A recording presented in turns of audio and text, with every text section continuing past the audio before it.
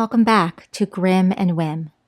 Today we'll be looking at some short stories from the subreddit r/truescarystories. So without further ado, let's dive into the first story. The first story is titled, Every House I Have Lived In, It's Been Haunted. I am 16 years old, but I've moved 3 times already. I still remember this to this day, when I was only 5 years old. When my mom put me to bed and turned off the light, I saw a tall figure with a top hat.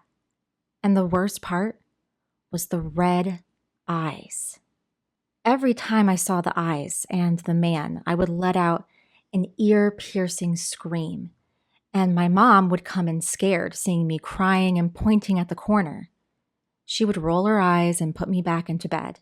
And we would have a blast watching scary movies and action movies. Everything from Transformers to Nightmare on Elm Street. I didn't mind the scary movies. It's just that every time I saw that man, I would let out a scream until it got to the point where my mom just let me sleep in her room.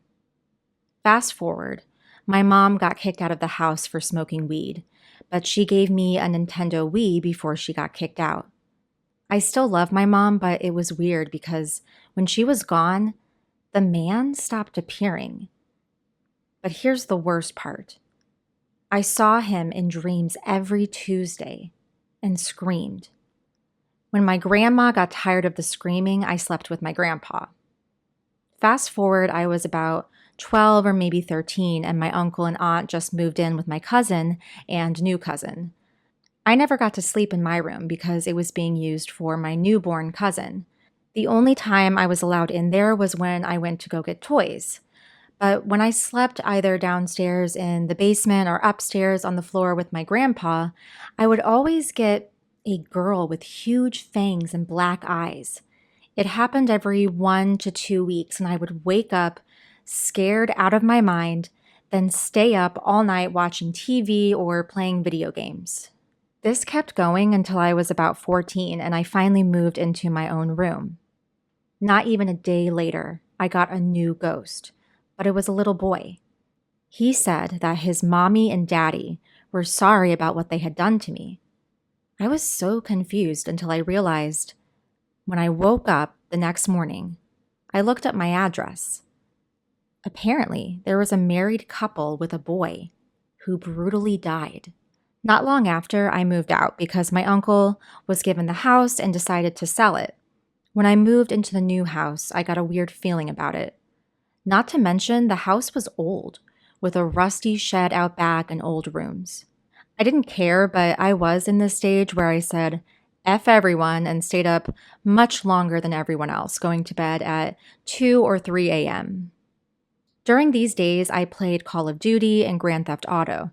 You know, the usual games, and I would hear noises coming from above. Not to mention, when the lights were off, I would hear whispers of how I wanted to hang myself or stab myself. I didn't mention it because I knew I was never suicidal. I had a lot of people who cared about me. As a year went by, things got worse. I kept having nightmares about murder and death and people screaming about how suicide was the only way out. I said, fine, F it. And I pulled the same thing at the old house and looked up the history of the house. Apparently, it was a house with a big family that was being haunted, and they committed suicide by hanging themselves. I was horrified and asked about this to the owner since we were renting. She went pale and ignored me, and I was shocked, but I didn't care. Now, this year's date, we got kicked out because the owner got tired of the house payments going up, so she decided to sell it. We moved into my uncle's, but as much as I was there, things started to go missing and things started to move on their own. I asked my aunt about it, and they knew about it and named the ghost. Instead of being creeped out, I got curious, not because of the history of the house, but because of the ghost. At this point, I wanted to be friendly to the dead. When I have dreams of ghosts that usually scare people, instead I talk to them. Some don't respond, but some do, and some use sign language. I think I've grown a connection to the dead, but I don't mind it at this point.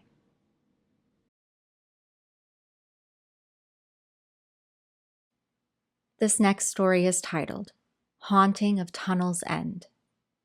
Hello, my name is Trix. I'm still very new to being a medium and have not developed much, but I wanted to share my first ever experience. I'm 19, and this happened when I was 17 and a senior in high school. All names will be changed for privacy, even mine. Since I was a kid, I have had this weird sixth sense. I now know what it is. My mother would always say that I would start crying in loud places and could never sleep. I've never been able to sleep to this day, going into something I call a trance, where I just start zoning out, looking at a specific spot, and start hearing details or noises. It's a normal occurrence that lights flicker. I had to get rid of a touch lamp where you only have to slightly press it to turn it on. I don't ever feel alone, but I felt it for so long that I've learned to tune it out and sometimes even ask to stop messing with things or just a simple greeting. On July 28th, 2022, my friends and I went ghost hunting. I know, great idea. We were dumb teens and it was summer break. By now, I had pushed the idea of being a medium away and ignored it. We met at the park and joked. My friend Mindy is kind and the sweetest person ever. She wandered off picking flowers 3 times. This will be important later.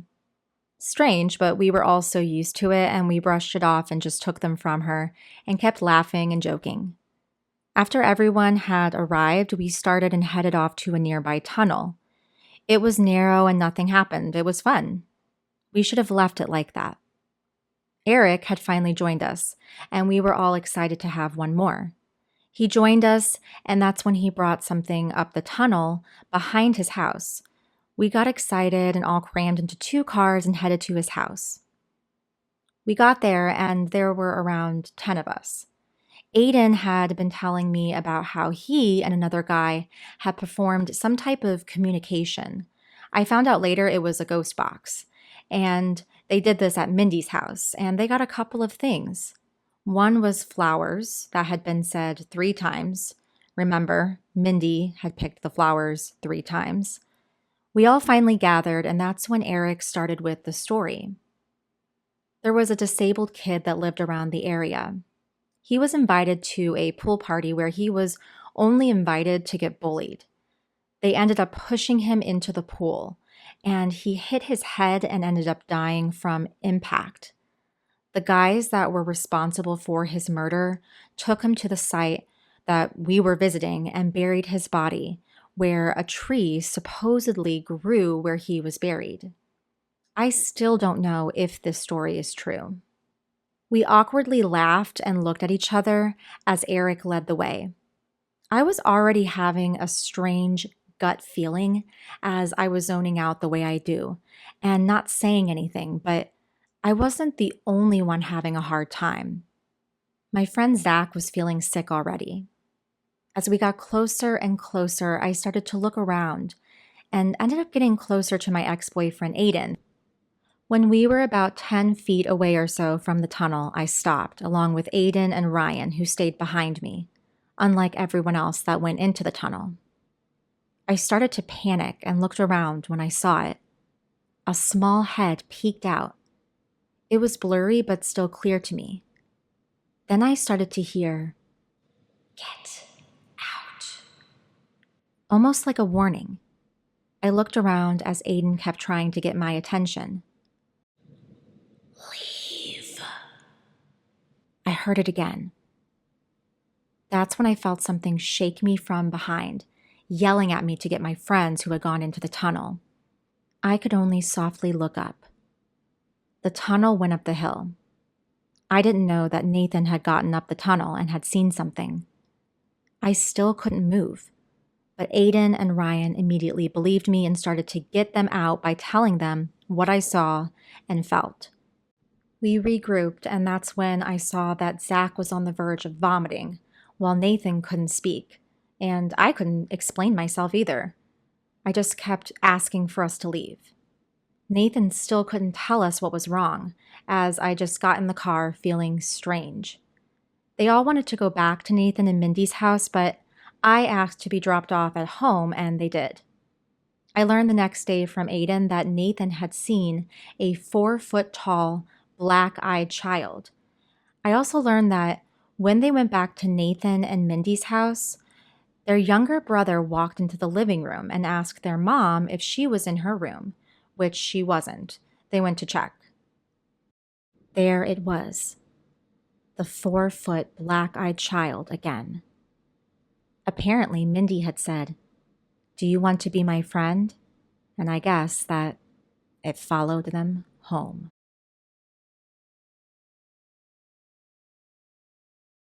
The final story is titled, 99% Sure There's Something in My Basement. I've lived in the same house that I've been living in for my whole life. I have always been suspicious and have always thought that there's something in our basement. Our basement is quite big and we have 2 doors on each side, but it's overall very beat up, dusty, and there's a bunch of random stuff down there. It's been like that forever and we never really thought about getting it fixed, as we only go down there to do laundry or store stuff. I haven't gone down there in a while, but I recently got a cat and everything was going well. She was a very sweet and affectionate girl that loves to play. We were downstairs in the living room and she was playing as usual with her favorite ball.